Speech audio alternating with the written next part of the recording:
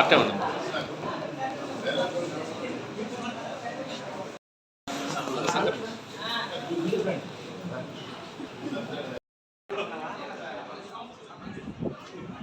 Fan repeat photo తీసేసుకుంటారా?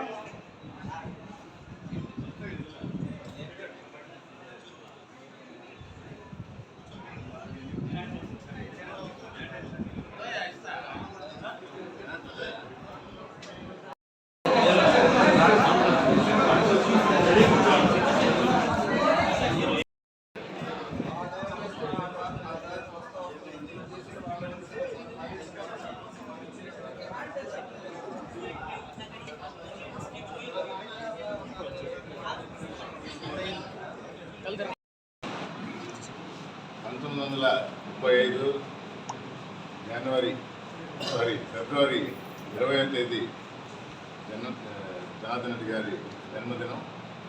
ఈ సంవత్సరం ఇది 89వ జయంతి. ఈ రక్తదానం, ఈ శిబిరాలు మొదలుపెట్టింది 2016లో మొదలుపెట్టాం. ఇది 8వ సంవత్సరంగా నేను కూడా మొదలుపెట్టినప్పటి నుంచి ప్రతి సంవత్సరం ఈ రక్తదానం చేయడం జరుగుతుంది.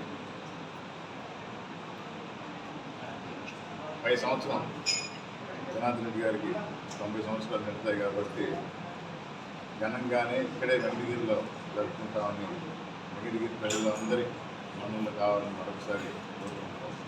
ఈ గుండెల్లో ఉన్న జనార్దన్ రెడ్డి గారిని మరొకసారి నేదురుమల్లి జనార్దన్ రెడ్డి జయంతి సందర్భంగా వెంకటగిరిలో మొట్టమొదటిసారి రక్తదాన కార్యక్రమం మన సిహెచ్సిలో జరగటం, నేను కూడా నా వంతుగా రక్తదానం చేయడం జరిగింది.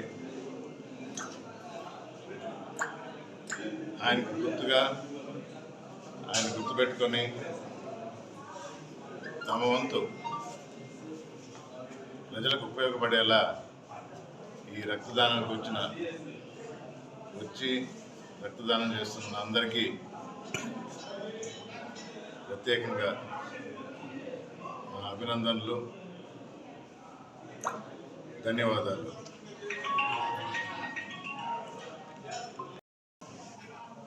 విద్య, వైద్యం ఈ రెండింటి మీద దృష్టి పెట్టి ఇప్పుడు మనం నిలబడ్డ కొత్త బ్లాక్లో మనం చూస్తూ ఉన్నాం. ఇదివరకు కనబడటం వల్ల ఒక డాక్టరు ఈ హాస్పిటల్ కాకుండా ఇంకో 2 హాస్పిటల్ కూడా ఇన్ఛార్జ్గా ఉండేవారు. ఈరోజు ఒక్కొక్క హాస్పిటల్లో 6-7 డాక్టర్లు. డాక్టర్ లక్ష్మి గారు ఇక్కడ ఇన్ఛార్జ్గా ఉన్నారు.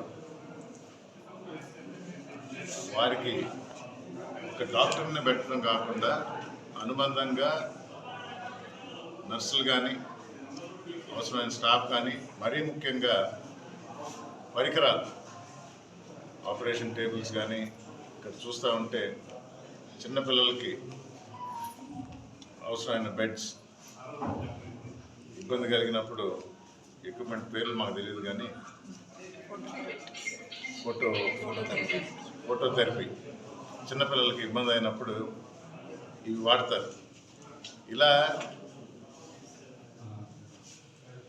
అభివృద్ధి జరగలేదు అన్న ప్రతిపక్షాలకి ఒకసారి ఇలాంటి చోట్ల వచ్చి ఊర్లలో ఉన్న స్కూల్స్ ఎలాగైతే రూపురేఖలు మారినాయో నాడు నేడు కింద హాస్పిటల్స్ కూడా ప్రతి దగ్గర రూపాంతరం చెందటం, ఆరోగ్యశ్రీ కింద ఎన్నో జబ్బులకి గవర్నమెంటే సాయం చేయటం, 104 కింద డాక్టర్లే ఊర్లకు పోయేసి అక్కడే పేషెంట్ చూడటం, ఫ్రీ మందులు ఇవ్వటం, ఇవన్నీ ఈ ప్రభుత్వం తీసుకున్న నిర్ణయాల్లో ప్రజలకు మేలు చేకూరే విధంగా జరుగుతుంది.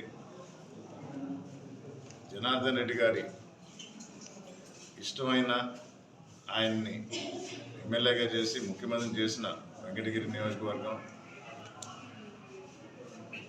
ఇక్కడ స్థిర నివాసం ఏర్పరచుకున్న మాకు ఈ అభివృద్ధిలో పాల్పంచుకోవడానికి మళ్ళీ అవకాశం ఇస్తున్న వెంకటగిరి ప్రజలకు రేపు రాబోయే ఎలక్షన్లో మరొకసారి నేదురుమల్లి కుటుంబం సభ్యుడిగా మీ అభ్యర్థిగా పోటీ చేయబోతున్నందుకు మీ సహాయ సహకారాలు కోరుతూ మీ ఆశీస్సులు కోరుతూ మీ అభ్యర్థిగా గెలిపిస్తే మీ అభివృద్ధికి పాటుపడతాను అని మరొకసారి మాటిస్తూ సెలవు తీసుకుంటాను.